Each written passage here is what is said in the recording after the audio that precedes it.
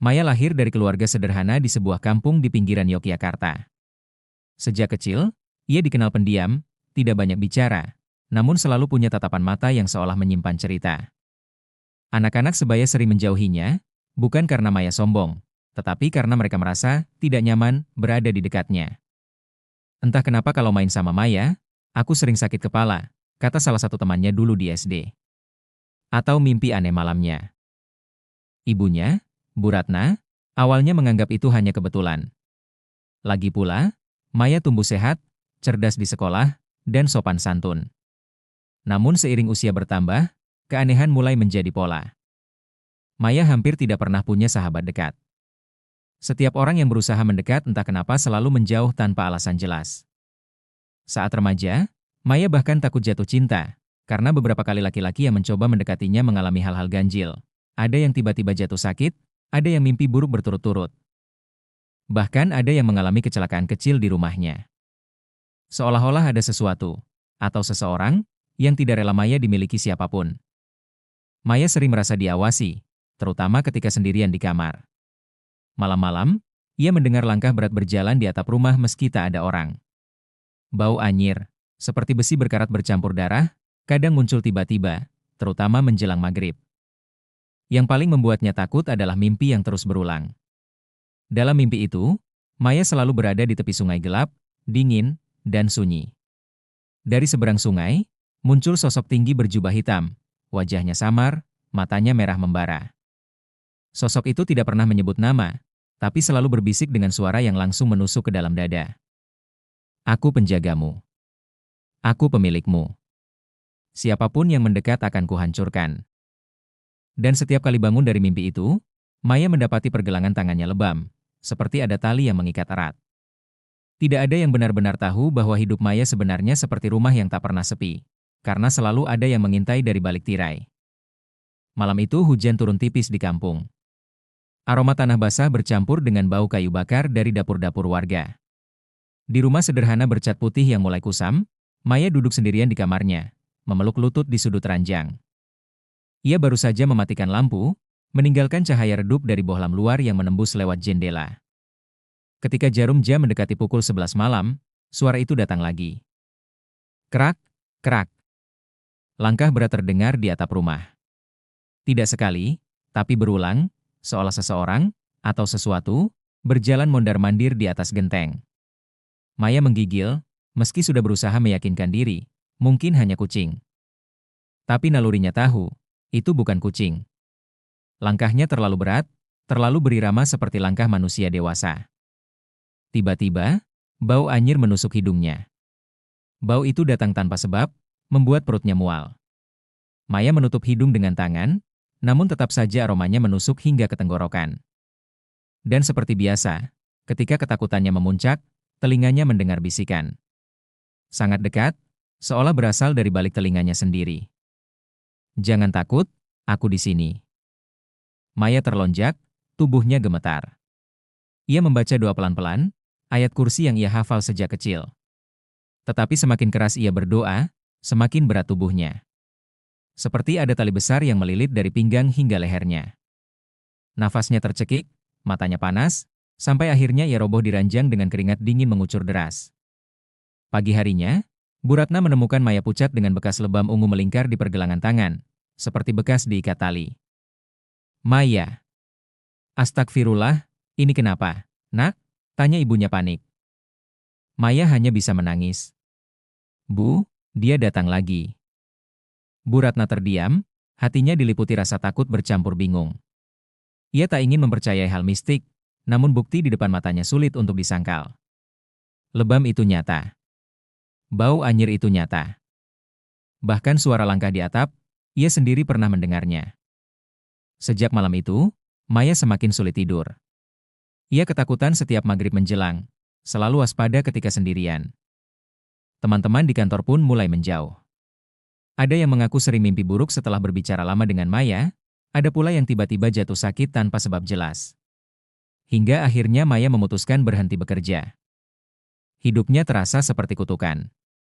Ia tidak pernah mencari masalah, tidak pernah menyakiti orang lain, tetapi entah kenapa selalu ada bayangan yang mengikat hidupnya.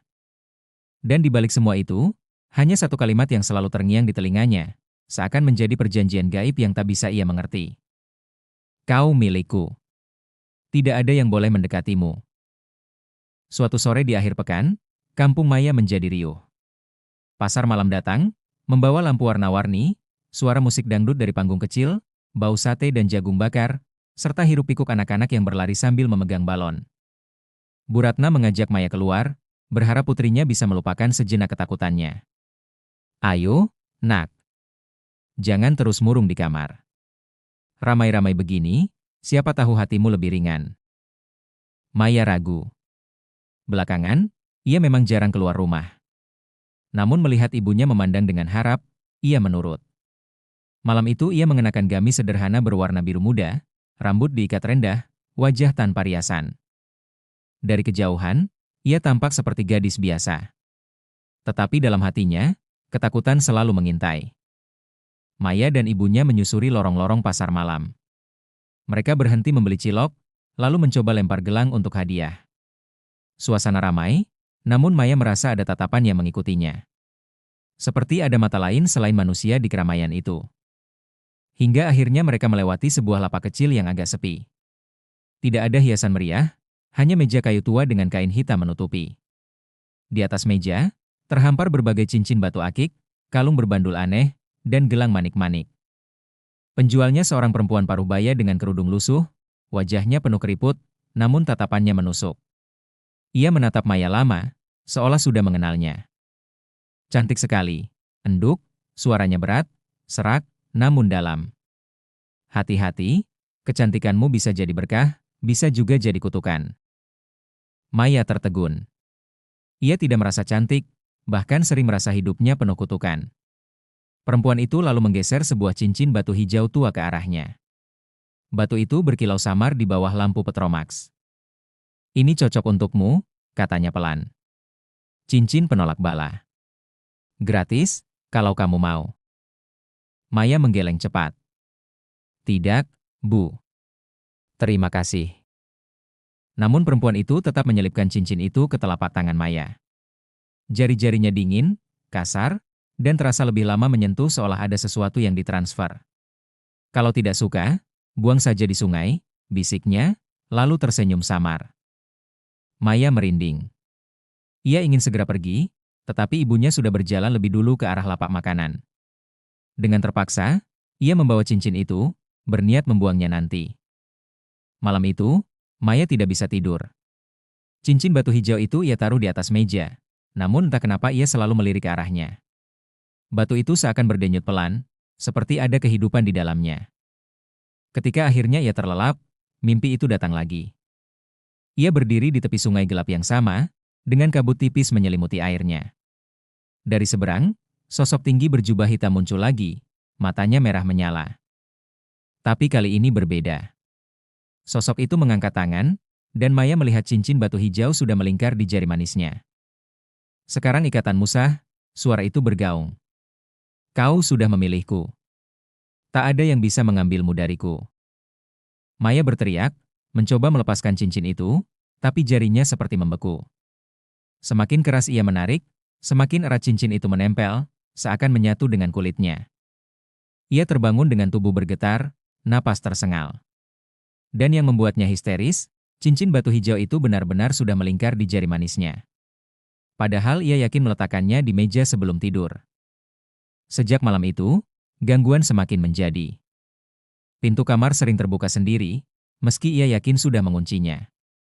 Bayangan tinggi melintas di kaca jendela meski tirai tertutup rapat. Bau anyir semakin sering muncul, bahkan siang hari. Yang paling menakutkan adalah ketika orang-orang di sekitarnya mulai ikut terkena dampak. Seorang rekan kerja yang datang menemuinya tiba-tiba jatuh terpeleset di tangga rumah tanpa sebab jelas. Teman lama yang mencoba intens berhubungan dengannya lewat pesan, beberapa hari kemudian mengaku setiap malam didatangi mimpi buruk, melihat sosok tinggi berwajah samar berdiri di depan rumahnya. Maaf, Maya, aku tidak bisa terus dekat denganmu. Begitu salah satu pesan terakhir dari lelaki yang pernah ia sukai. Maya semakin hancur. Ia merasa seperti pembawa sial, bahkan kutukan berjalan. Ia menolak semua ajakan, menjauh dari siapapun. Yang tersisa hanyalah ibunya, satu-satunya orang yang masih bertahan di sisinya. Tetapi, di balik ketakutan itu, Maya juga mulai sadar, cincin hijau ini bukan sekadar benda. Ia adalah tanda, pengikat, perjanjian gaib yang entah bagaimana telah menjeratnya. Dan semakin ia ingin melepaskannya, semakin keras cincin itu menempel di jarinya. Seakan-akan ada kekuatan tak kasat mata yang berbisik. Sekarang kau benar-benar milikku. Setelah malam-malam panjang diliputi teror, Maya merasa tidak sanggup lagi. Tubuhnya semakin lemah, matanya cekung karena kurang tidur, wajahnya pucat bagai orang sakit keras. Cincin batu hijau itu tetap melingkar di jari manisnya. Ia sudah mencoba mencabutnya dengan sabun, minyak, bahkan memotong kulit jarinya dengan silet, namun selalu gagal. Anehnya, setiap kali dicoba, cincin itu semakin terasa menyatu dengan daging. Suatu sore, tubuh Maya mendadak kejang saat azan maghrib berkumandang. Mulutnya mengeluarkan busa tipis, matanya terbelalak, dan suara asing keluar dari tenggorokannya. Jangan bawa dia ke siapapun. Dia milikku. Bu Ratna panik, menangis sambil memeluk putrinya yang menggigil. Tetangga berdatangan, sebagian mencoba membantu, sebagian lain hanya berdiri dengan wajah ngeri. Astagfirullah, ini sudah bukan perkara biasa, bisik seorang tetangga. Akhirnya, seorang kerabat menyarankan untuk membawa Maya ke Ustaz Damar, peruqyah yang dikenal di kampung sebelah. Rumah Ustaz Damar jauh dari kesan menyeramkan. Sebuah rumah kayu sederhana dengan halaman kecil, dihiasi tanaman obat. Bau harum kayu putih bercampur minyak zaitun memenuhi ruang tamu. Di dinding tergantung kaligrafi besar bertuliskan, Hasbunallahu wa ni'mal wakil. Cukuplah Allah menjadi penolong kami, dan Allah sebaik-baik pelindung. Ustaz Damar menyambut dengan wajah teduh. Ia berumur sekitar 50 tahun, berjanggut putih tipis, dan berbicara dengan suara tenang. Assalamualaikum, Mbak Maya, sapanya lembut. Tak perlu takut. Kita hanya berdoa dan memohon perlindungan Allah. Ruqyah bukan pertunjukan. Tidak ada yang sakti di sini. Semua kuasa hanya milik Allah. Maya yang lemah hanya mengangguk. Tubuhnya bergetar, matanya gelisah. Sebelum memulai, Ustaz Damar meminta Maya berwudu. Ia lalu menyiapkan air putih dalam botol, madu asli, dan minyak zaitun. Ruqyah bukan sekadar membaca ayat lalu selesai. Jelasnya pada keluarga. Ini ikhtiar. Kadang cepat, kadang butuh waktu. Yang penting, hati jangan goyah. Ia duduk di samping Maya dengan jarak yang sopan, meletakkan sehelai kain tipis di atas kepalanya, lalu mulai membaca. Surah Al-Fatihah.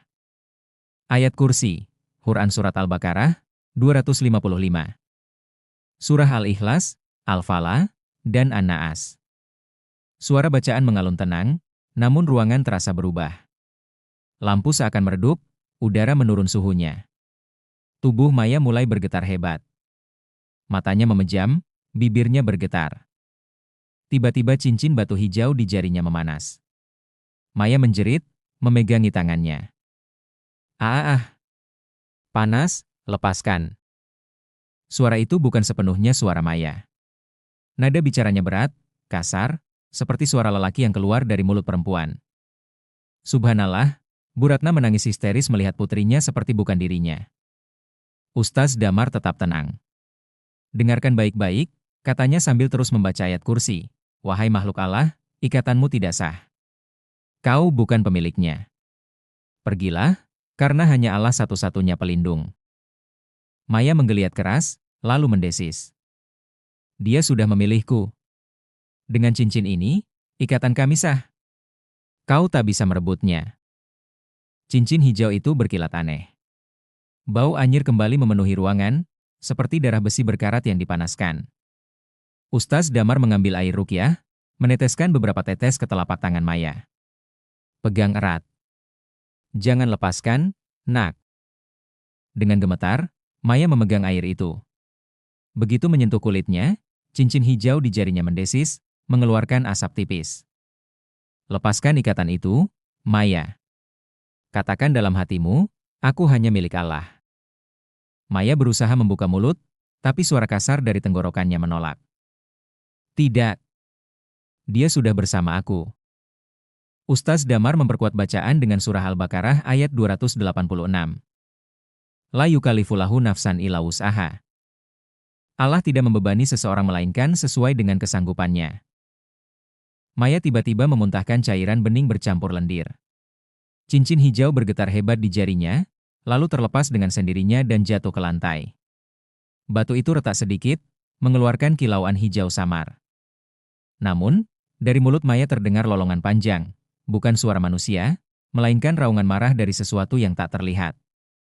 Ini belum selesai. Dia tetap milikku. Ruqyah malam itu berlangsung hampir 2 jam.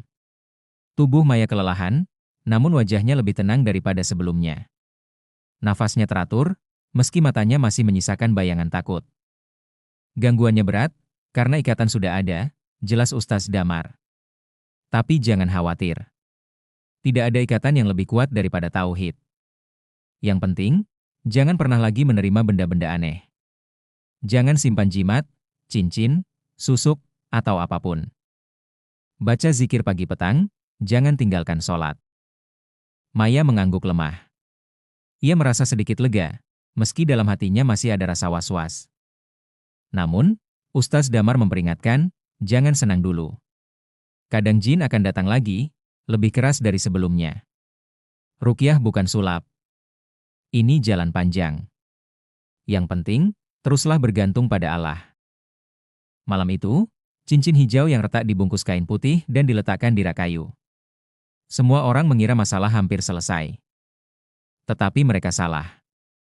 3 malam kemudian, saat Maya mulai berani tidur tanpa lampu, ketukan itu datang lagi di jendela. Tok! Tok! Tok! Dan suara berbisik menyelinap, lebih dekat, lebih dingin. Kau pikir ayat-ayat itu bisa menghapusku? Aku kembali, dan kali ini, kau tidak akan bisa lari.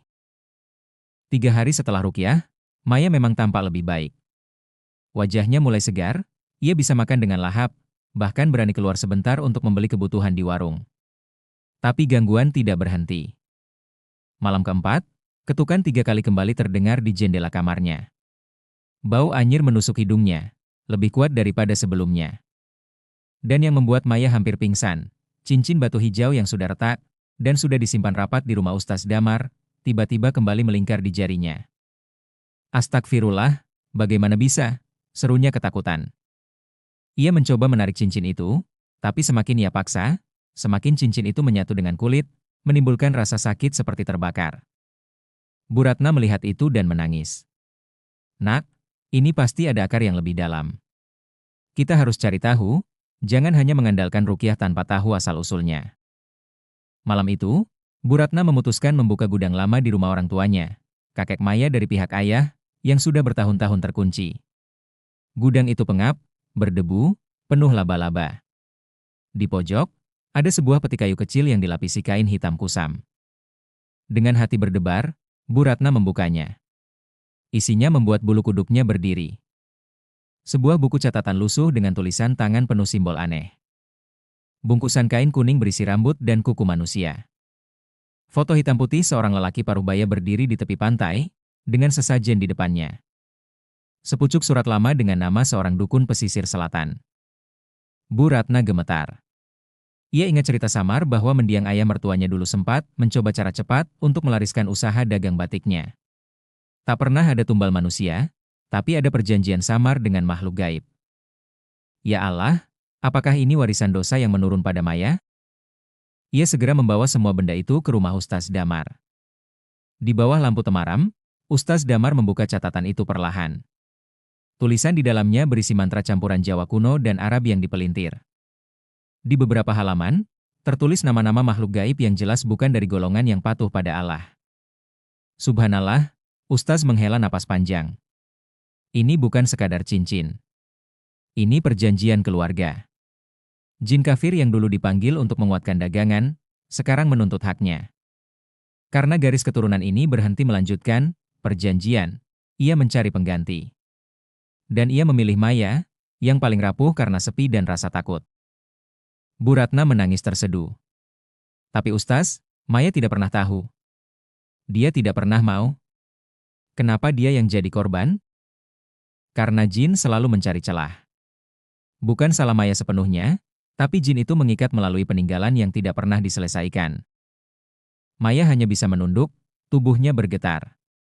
Air mata jatuh membasahi lututnya. Aku selalu merasa sendirian, Ustaz. Sejak kecil aku tidak punya teman, aku takut dekat dengan orang. Mungkin, aku memberi celah karena aku lebih sering takut daripada percaya. Ustaz Damar menatapnya penuh hibah. Nak, jangan salahkan dirimu. Jin kafir itu menakut-nakuti supaya kita tunduk.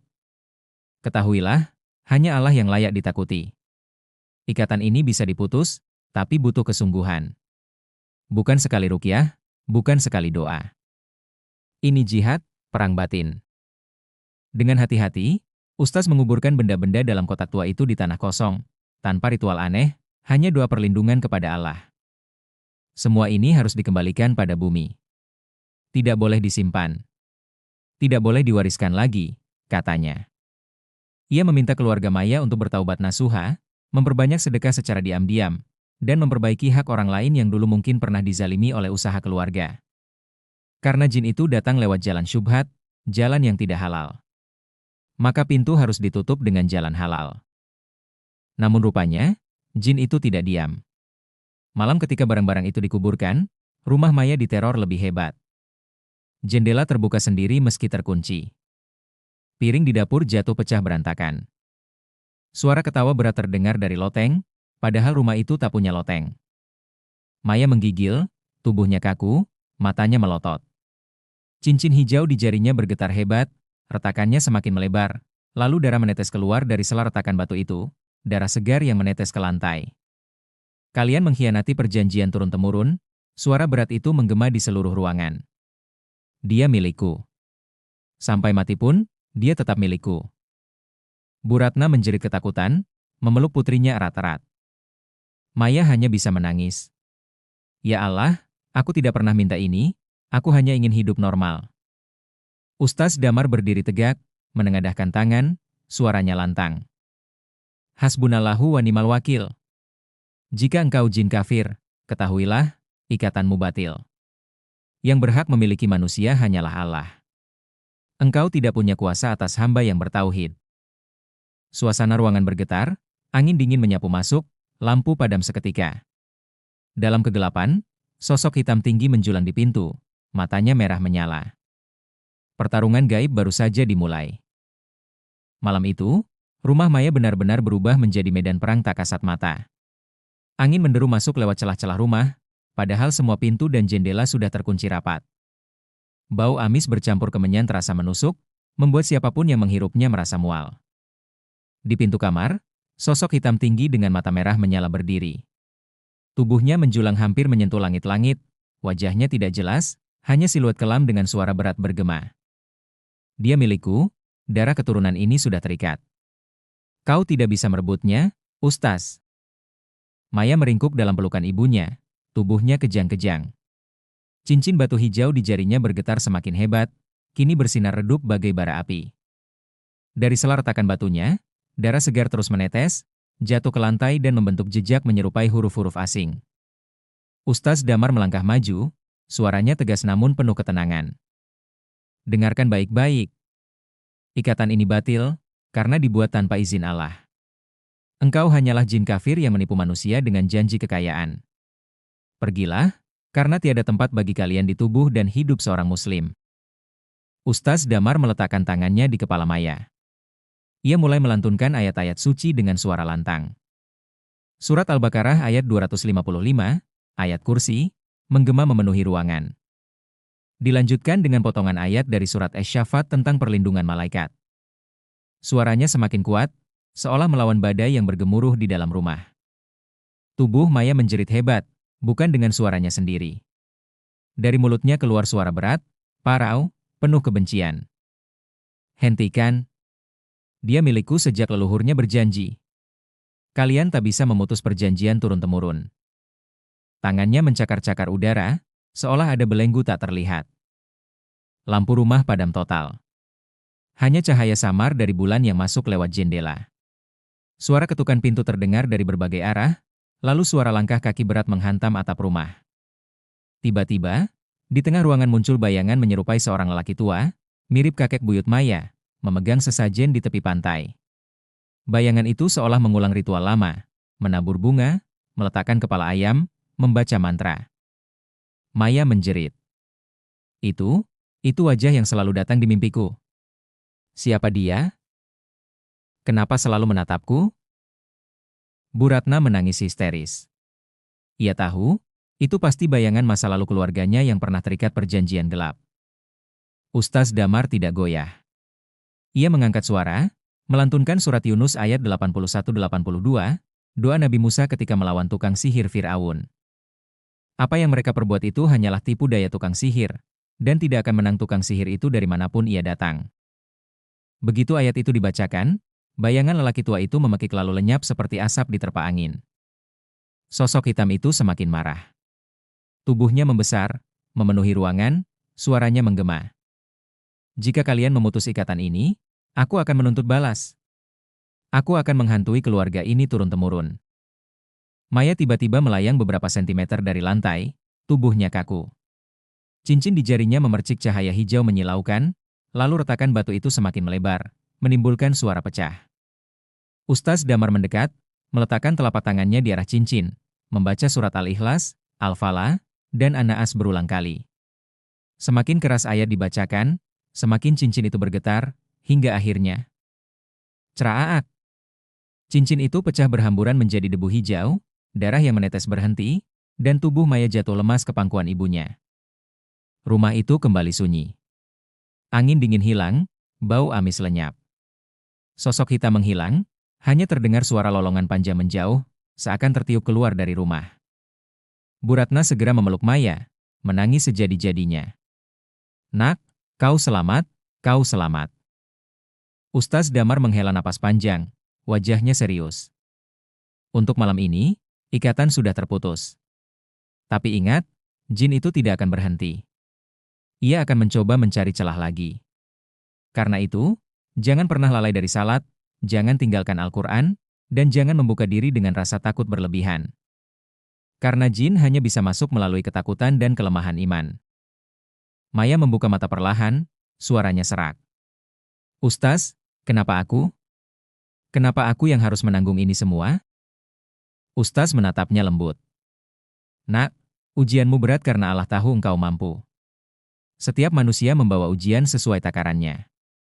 Jangan lihat ini sebagai kutukan, tapi lihatlah sebagai jalan taubat untuk dirimu dan keluargamu.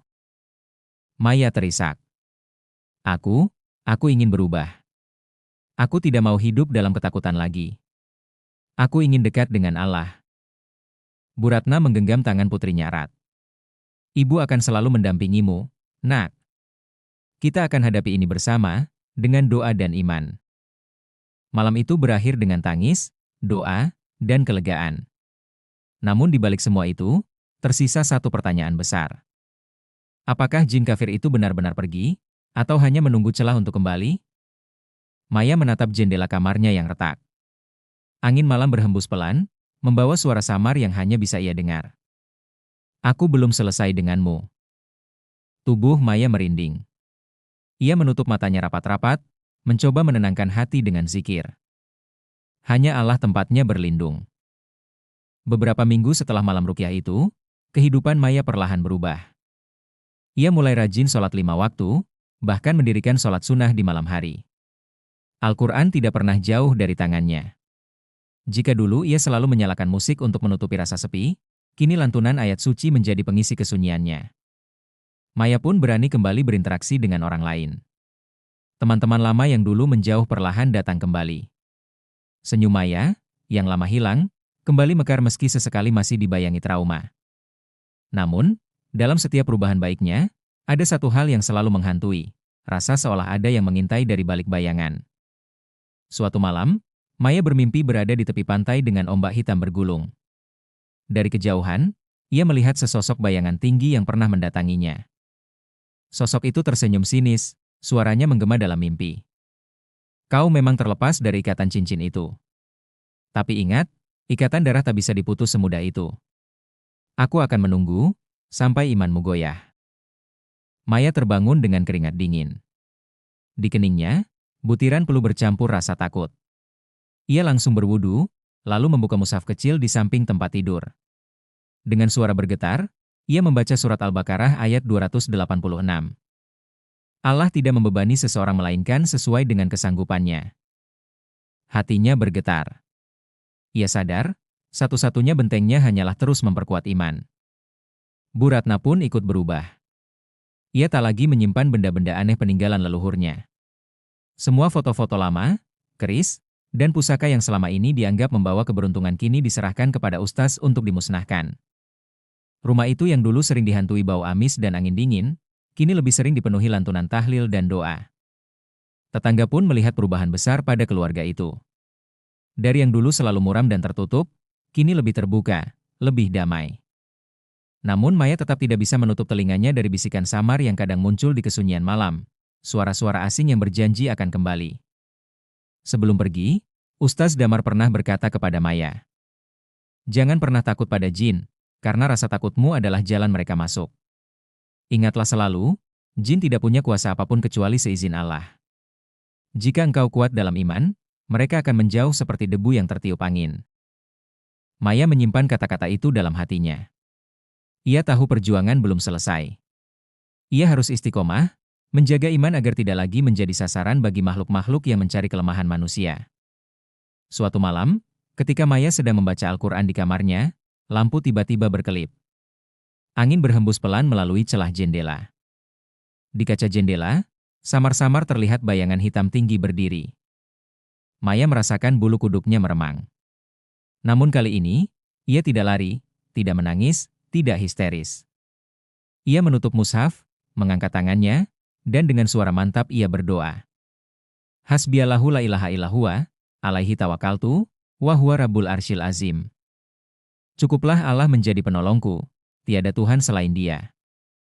Hanya kepadanya aku bertawakal, dan Dia adalah Rabb yang memiliki arsy yang agung. Bayangan itu bergeming beberapa detik, lalu perlahan memudar, lenyap ditelan kegelapan malam. Maya menatap jendela itu lama. Senyumnya samar, matanya berkaca-kaca.